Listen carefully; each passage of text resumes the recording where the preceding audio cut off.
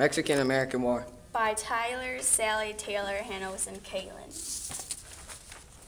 James K. Polk, the 11th President of the United States, wished to gain the lands of New Mexico and California from Mexico during 1845.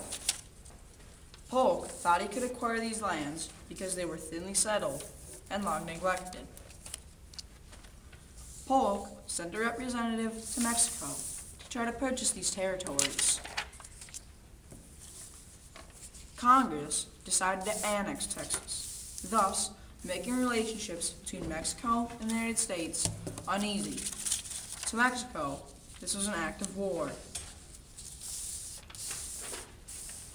On the evening of April 25th, 1846, 16 American soldiers were killed or wounded by Mexican soldiers while patrolling the Rio Grande. This is because of the dispute over what would become Texas's border. Texas wished this to be the Rio Grande, while Mexico wanted it to be the Nueces River. This infuriated President Polk. He said, "Mexico has invaded our territory and shed American blood upon American soil." This would turn out to be the beginning of the Mexican-American War.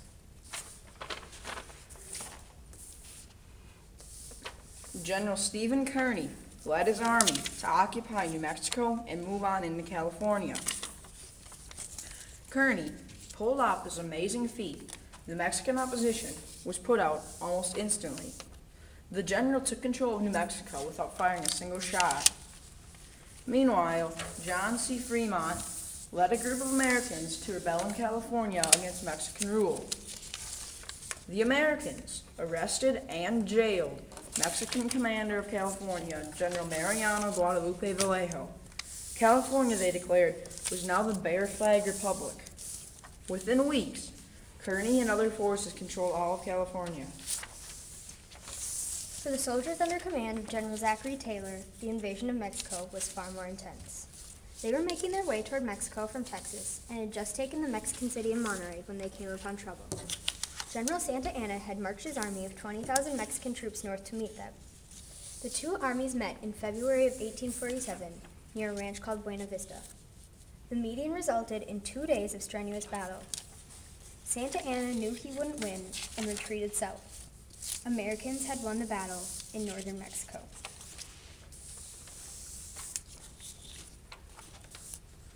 One month later, American soldiers led by General Winfield Scott went to Veracruz, a southern Mexican city. They traveled to the capital of Mexico City for the next 6 months. There, the Americans faced violent confrontation. At the castle of Chapultepec, about 1,000 Mexicans and 100 military cadets courageously defended the fortress. 6 of them died. Early in 1848, Mexico and the United States signed the Treaty of Guadalupe Hidalgo. This was an agreement that the U.S. got a vast region known as the Mexican Cession. Mexico gave half of their territory in trade for a promise from America to pay $15 million and protect the Mexicans living in the area. In 1853, a man by the name of James Gadsden traveled to Mexico to purchase a strip of land south of the Mexican Cession. He paid $10 million for the area known as the Gadsden Purchase. Our sources were the Creating America textbook, TCI textbook, Google Images, on the historychannel.com.